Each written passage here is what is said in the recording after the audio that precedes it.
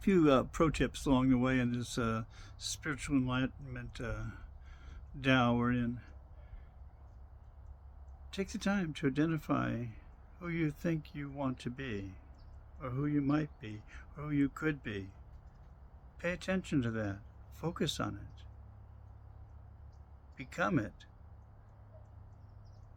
And that's important because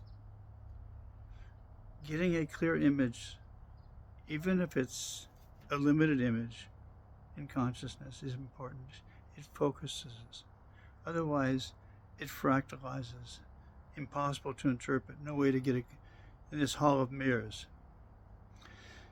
As a yogi, or as any kind of martial artist, or any kind of person of consciousness, Tai Chi master, you will still have the same third center, biological, psychological response pattern built in here.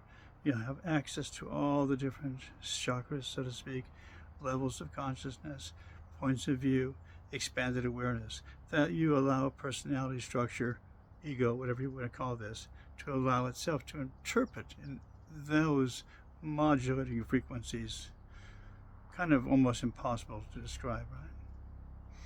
Back to the breath.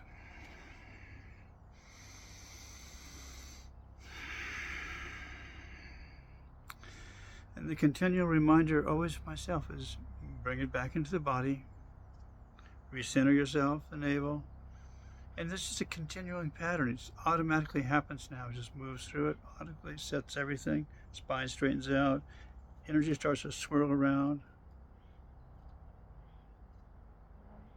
And then there's a kind of a control panel in my own mind, so to speak, where there's an intuitive field of the endocrine system now. And just by thinking about it, just by allowing, well, why not? Something to do. That kind of laissez-faire attitude. Yeah, that's the word. Careless attitude in a sense. But it allows you to test it. Does it work? You can imagine neurotransmitters being released. You can imagine synaptic regulation. And then you can go into the idea of the yogic system because that's your training. And you can go into the pituitary pineal. You can open up those biochemical natures in your own mind. Allow it to imagine it. What would it feel like if that happened? If you can imagine something, because you have enough knowledge to kind of understand the neural pathways of all this, and you can open that up. You go, oh, that's how it feels. Can I release some endorphins? Can I really? Yes, of course you can. Why not? And you can kind of treat yourself and understand, to be true to this, it has to be complete. This is not an illusion anymore. You have to be able to treat yourself to these endorphins. It's not tricking yourself and saying, oh yeah, this all feels good. You're actually feeling good.